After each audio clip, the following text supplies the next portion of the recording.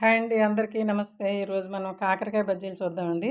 ముందుగా శుభ్రంగా కడిగిన కాకరకాయను ఒకదాన్ని కొంచెం లావుపాటి దాన్ని తీసుకోవాలి. అటు ఇటు ముక్కలు కట్ చేసి మధ్యలో దాన్ని కట్ చేసుకోవాలి పలచగా. మరీ పలచగా కాదు, కొంచెం దళసరిగాను కట్ చేసుకోవాలి. అవి ఆయిల్ ఎక్కువ పోసి దాన్ని బాగా డీప్ ఫ్రై చేయాలండి. ఎందుకంటే బాగా డీప్ ఫ్రై చేస్తామంటే దానిలో ఉన్న చేదిపోతుంది.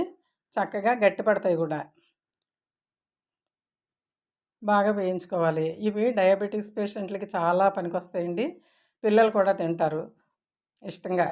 ఎందుకంటే గరం మసాలా వేసాం కదండీ! చాలా రుచిగా ఉంటాయి. ఇప్పుడు చూడండి, ఇంచుమించు ఒక పావుగంట వేయించాను. ఈ ముక్కలు చూడండి అంత చక్కగా వేగిపోయాయో, గట్టిగా ఉన్నాయి చూడండి.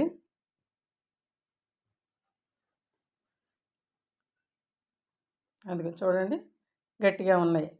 ఇలా పట్టుకుంటే వంగట్లేదనమాట. అలా వేయించుకోవాలి. వేయించుకొని ఇప్పుడు కొద్దిగా శనగపిండి తీసుకొని అందులో అల్లం వెల్లుల్లి పేస్టు, గరం మసాలా పొడి, కారం, సాల్టు, కొద్దిగా జీలకర్ర వేసుకొని బాగా కలుపుకోవాలి. కలుపుకున్న తర్వాత కొంచెం వాటర్ యాడ్ చేసి కొద్దిగా చిక్కగా కలుపుకోవాలి. మనం అరటికాయ బజ్జీలకు ఎలా కలుపుకుంటామో అలా కలుపుకోవాలండి. మరీ పలచగా ఉండకూడదు, మరీ చిక్కగా ఉండకూడదు. ఇప్పుడు ఇందాక మనం కాకర ముక్కలు వేయించాం కదండీ! ఆ ఆయిల్లోనే ఇప్పుడు నేను బజ్జీలు వేస్తున్నాను అనమాట. మనం అరటికాయ బజ్జీలు ఎలా వేసుకుంటాం సేమ్ అలాగే వేసుకోవాలి. మనకి పెద్దగా రావాలంటే పెద్ద సైజు కాకరకాయ తీసుకోవాలండి. కాకరకాయ సైజుని బట్టే మనకు బజ్జీలు కూడా వస్తాయి.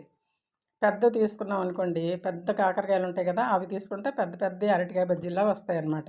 ఇది కొంచెం చిన్న కాకరకాయ కాబట్టి కొంచెం చిన్న సైజులో కనిపిస్తున్నాయి మీకు.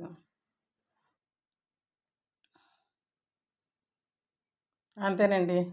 అయిపోయాయి బజ్జీలు. చాలా టేస్టీగా ఉంటాయండి. పిల్లలు తింటారు. డయాబెటీస్ పేషెంట్లకి చాలా మంచిది. ఇవి తప్పకుండా ట్రై చేయండి. చాలా బాగుంటాయి. ట్రై చేయండి, లైక్ చేయండి, షేర్ చేయండి, సబ్స్క్రైబ్ చేయండి. Thank you for watching.